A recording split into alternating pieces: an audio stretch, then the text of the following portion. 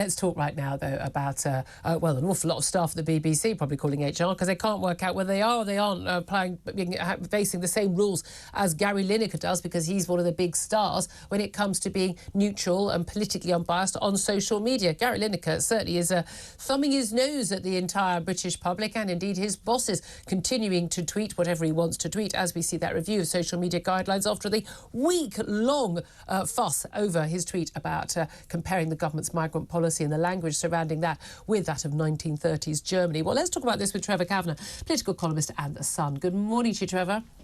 Good morning. Thank you so much for joining me. I mean, I'd love to know just generally what you thought of that whole big fuss and where it goes now. And what do you think the guidelines of the BBC should be and who should they apply to? Well, obviously they apply to nobody anymore except to everybody who works for the BBC on contract as employees of the BBC. Anybody who's a freelance like Gary Lineker can say whatever they want because Gary Lineker has set new boundaries, which mean that you can make absolutely crass and insulting comments, not apologise, and continue at £1.35 million a year salary. I think that this is beginning to have remarkable consequences within the BBC at lower levels of staffing, where people feel extremely aggrieved that they are having to toe the line while Gary Lineker just struts his stuff. Yeah. I mean, it's very clear-cut, isn't it? If you work in news, you work in politics at BBC, we shouldn't know your political views. That's part of the deal. But again, a lot of people say, look, you know, if you're in sport, you do nature programming, you present a pop music show, what difference does it make as long as you make it clear these are your personal views and not those of the BBC? Would you be happy for that sort of rule to be in place as long as it applied across the board and not just for someone who's got the power, as Gary Lineker has, to basically persuade all of his mates at the BBC Sport to not go on air with him? And I do wonder, a lot of those people, if they had gone on air, they would have been facing quite a lot of abuse online, and they basically went for the sort of the easiest route, a lot of them, which was, yeah, let's just go under Gary Lineker's umbrella and keep quiet and hope this all dies away.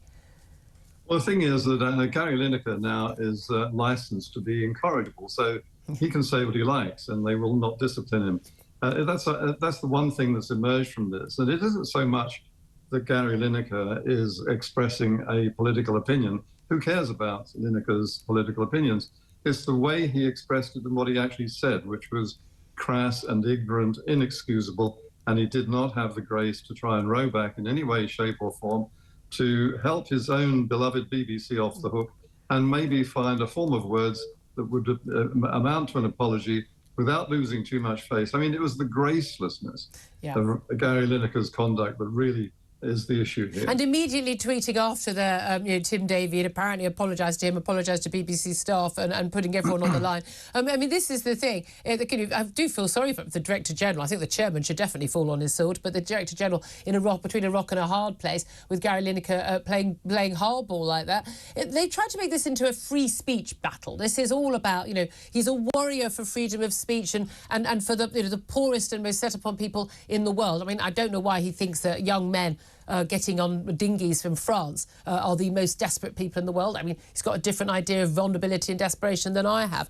But it is extraordinary. This has become a freedom of speech issue, isn't it? Because actually one of the biggest issues for people at the BBC is they don't really have freedom of speech, because if you have views that aren't appropriate to a North London dinner party with a load of Labour MPs, frankly, your career is over there. I think this is right. This is the disparity between the two. And you were talking to Pat McFadden a little while ago about what's going on in the world of industrial action. What you've got now is a huge body of opinion, not a majority, but a very vocal body of opinion that is simply anti-conservative, anti-Tory, Tory scum, all Tories are racist Nazis. And as long as you've got that, you've got a position which is untenable, especially within what is supposed to be an impartial state broadcaster like the BBC. And I think Sarah Vine in the Daily Mail today sets out a very good example of where this is only a one-way traffic, where Fiona Bruce is castigated and forced to step back from her role in terms of women's rights, simply because she tried to correct an impression that was being She made a or- legal clarification about allegations against that. She did absolutely nothing wrong. I must ask you just finally, Gary Lineker, he's blocked me on Twitter, so I can't see this for myself, but he's now a picture of himself posing in front of a quote from Orwell. Apparently it was supposed to originally was going to be the foreword to 1984, wasn't it? If liberty means anything at all, it means the right to tell people what they do not want to hear. There's this warrior for truth that he thinks he is now. What do you make of that? Well, the right to say what you want is embodied in the First Amendment of the American Constitution, barring the sort of thing like calling out fire in a crowded theatre. Now, that's what Gary Lineker has done. He's set fire to the issue of immigration. And I think that what he's done in the end will mean the end of Gary Lineker as a BBC figure. I think it will certainly mean the end of Richard Sharp as chairman.